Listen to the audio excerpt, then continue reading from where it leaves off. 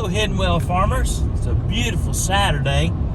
We're headed out to the farm to see if we had any sheep born, but also to feed and put out hay and all that good chore stuff. One of the things that I did a little over 4 years ago is that I was so excited to get sheep on my farm. I wanted to get sheep, so I did something that I wouldn't recommend.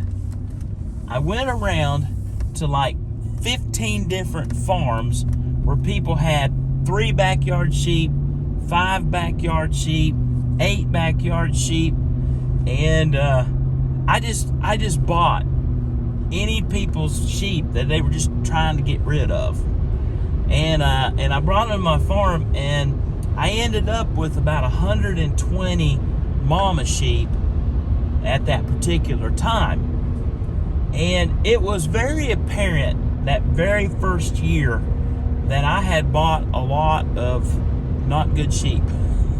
I don't want to use the word trash, but they were not high genetic, high performing sheep. And so that first year back in 2018, that first season of sheep and babies, we lost a pretty significant amount of the flock due to death and disease. But not only that, but after they had their babies, they couldn't raise them. And then I had all sorts of feet problems. I had parasite problems.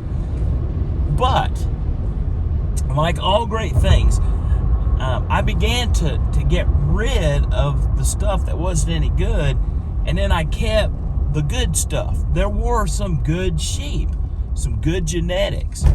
And then I've chosen some really high-priced rams over the last 3 seasons, and I've kept breeding up. And so right now, I've got some really good genetics, and the sheep, the babies, are growing so much faster, and they are so much healthier than they were just in the beginning. It's amazing. And really, I'm not sure that if I had to do it all over again, that I would do it that way. I think I would seek out somebody who already had good genetics, some good ewes, and yeah, I didn't pay a whole lot. Some of these sheep I bought for as little as $50. But if you're going to buy good sheep, you're going to pay a premium price for them. $300, $400, even $500 for some of the ewes. I do think I could have gotten to where I am now a lot faster had I invested in better genetics and caused myself a whole lot of problems. But the road has converged, and this year, man, I tell you what, we have had some absolutely fantastic results. And I'm real pleased with this new Ram Anubis that I bought. And so we're headed out there, and I don't know if I had any born last night or not. I still have about 19 ewes to lamb out. So we'll see when we get there, and we'll take you along for the journey, okay?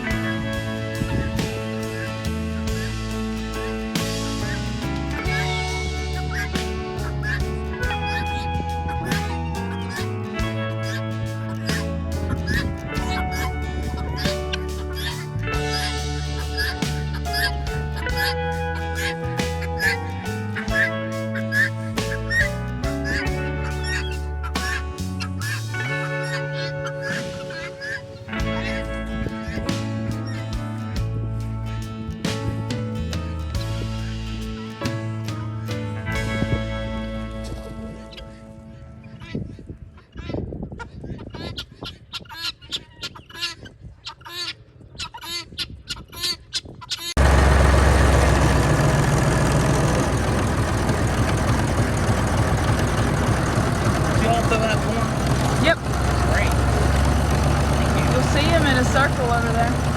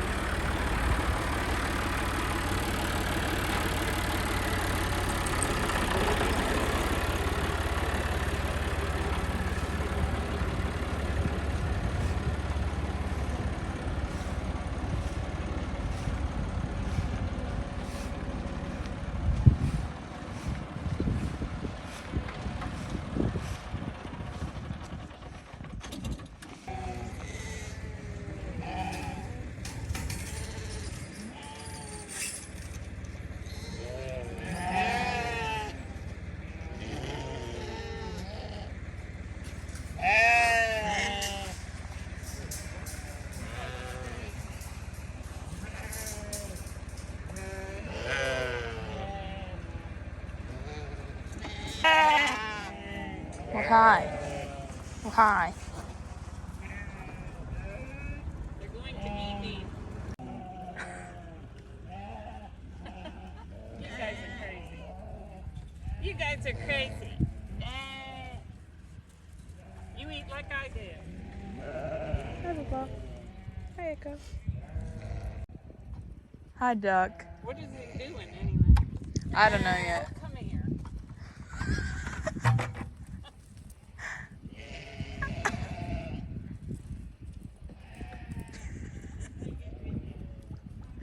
I got that on. What are you gonna do here? I don't know. They'll get you in a minute. Oh.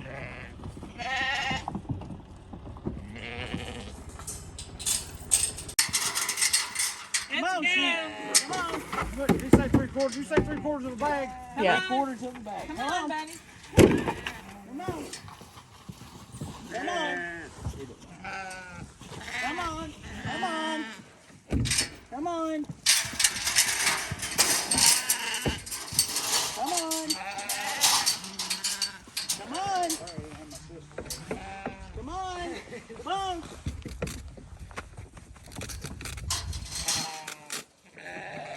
I can chase him if you want me to. Come on.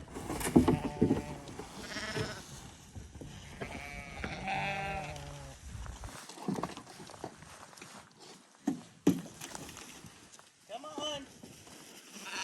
Come on. Come on, baby.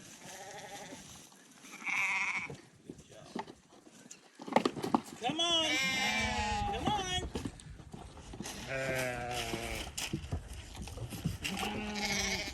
Come on. Come on.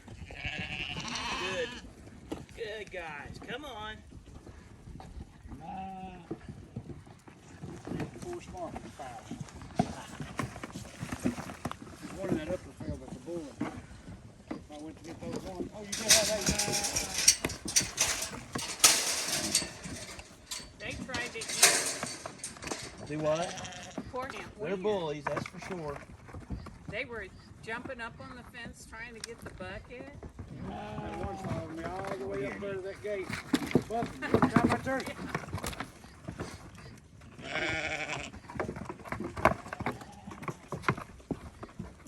Oh. You get away with some. I went over there.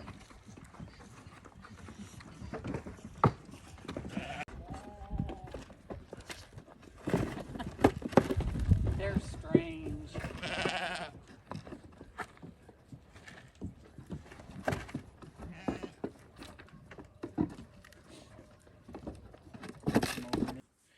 This is one of our little boys that was born on the farm to Mary, and I don't have a name for him yet, but I thought I might show you.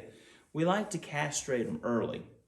Now, I don't want to get in trouble with YouTube, so I'm not going to castrate him, but there's a couple of techniques that I like to use for castration. And of course, one of the things that you can do is you can band them. When they're this little, this is the kind of bander that we use right here.